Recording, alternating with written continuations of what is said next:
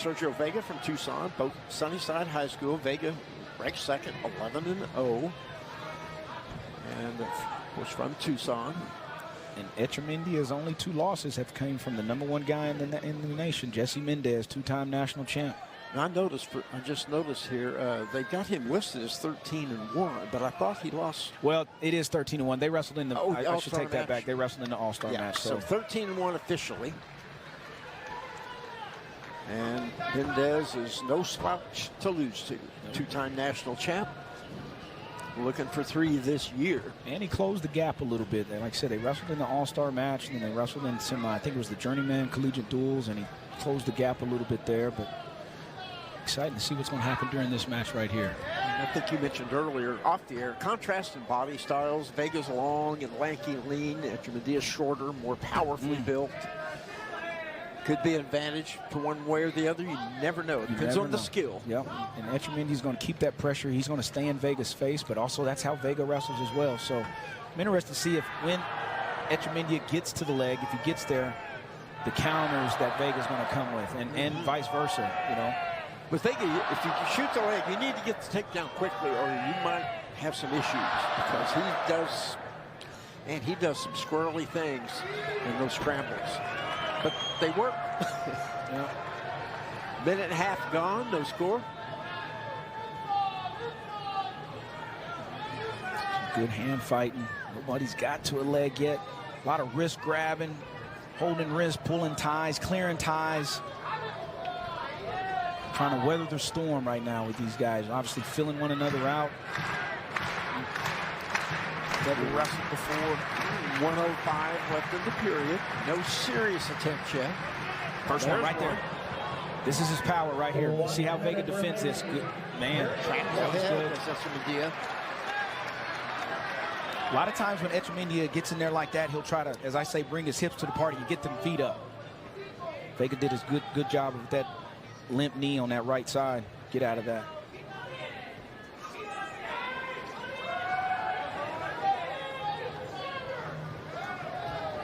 See, Echemendia is not letting go of that wrist.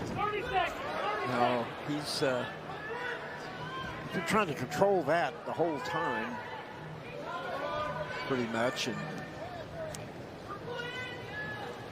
20 seconds left here in this first period.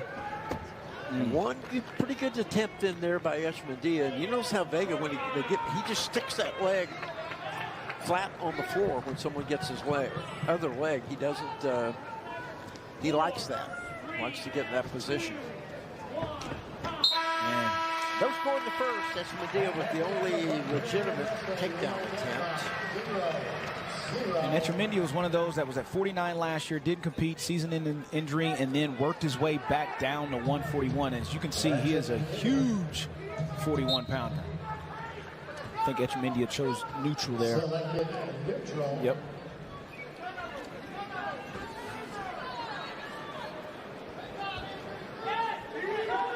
Echemendia is a guy, of course, with the freestyle background, being from Cuba. Tried to go that little backward ankle pick or grabbing it like he did in that first duel against Stanford.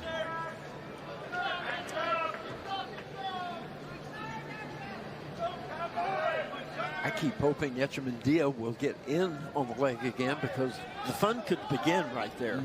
Somebody might end up being in trouble. You never know who. Well, Echemendia is doing a good job. There it is. Oh, man. Stall warning against Vega. Yep, stall warning against Vega. And you saw the little outside step almost to that duck where he was going to look to lock through the crotch and try to lift there. That's that power and explosion I was talking about earlier.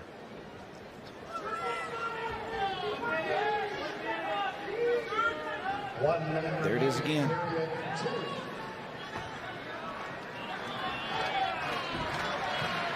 Vega a reach, but nothing there. Can't get really anything going behind the right leg, the right thigh of Echemendia. 42 seconds left in the period. Of course, they began this period neutral.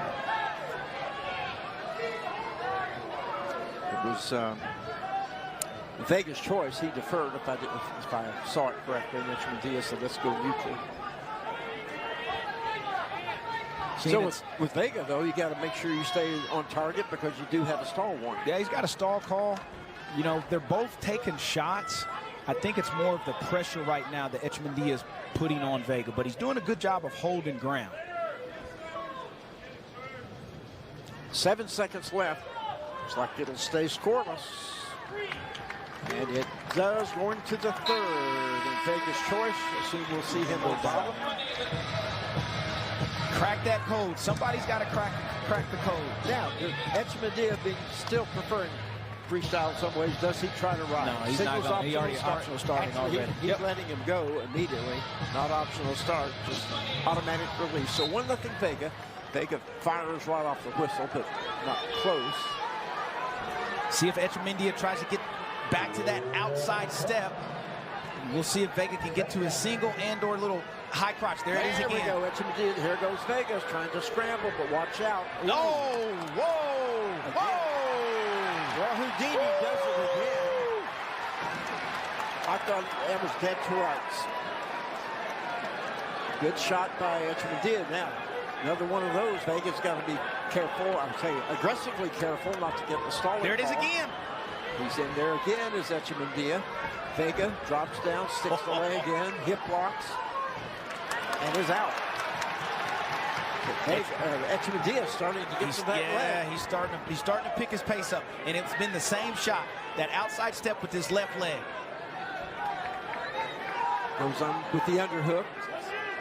Does Echemendia, and there he goes in again. Whistler thrown in by Vega.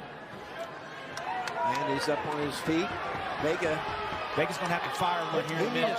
He needs to initiate the shot. There it is again. Yep.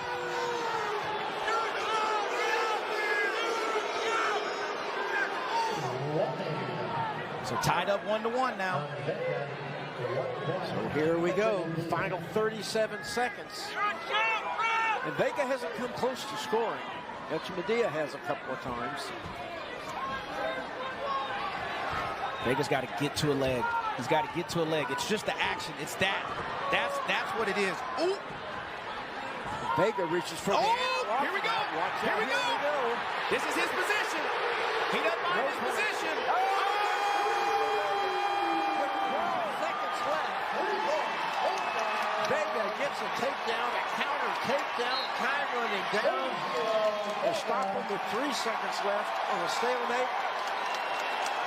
4-1 Vega, and Echemedia's got blood on his forehead. Holy cow, what, you know, that's a typical Vega takedown, isn't it? That's where he needed to get to. He needed to get into some wrestling positions, right? We talked about cracking the code. The code is to get Echemendia into a wrestling position or a scrambling position, because he was having trouble beating the baseline defense. Just when you think he's in big trouble. Man, he was dead to rights a couple times here, Jay. But that shin whizzer or hip lock there, reach over, grab that far ankle, start bumping him down, bumping him down, bumping him down. Hit that hip. That one may be hard to overturn, but that's why you and I are sitting over here, Jay. That's right. I would not want to have to make those calls, because some of them are just so they're hard, dicey. They're hard. So we'll look at it, but yeah, man, that's. And Echemendia start feeling it. Same move. Hook, outside step. Hook, outside step. Vega did a really good job of defending those. And so even in the first you're the period, official, and you're going to take a look at this. How would you call it? You can't ask me that question. Oh, sure. No. Take a shot. It doesn't matter if it's right or wrong. Ours doesn't count anyway. It doesn't, but we're going to see what they end up saying. Maybe since he hit his hip, we'll see. Let's see. Call is upheld. So, apparently the call is upheld. Call is upheld. With 3 seconds maybe left. Him hitting his hip might have been the determining factor. Vega 4, Echemendia. The hip 1 with 3 seconds left. Him hitting his hip was it. See, look at that. That is awesome.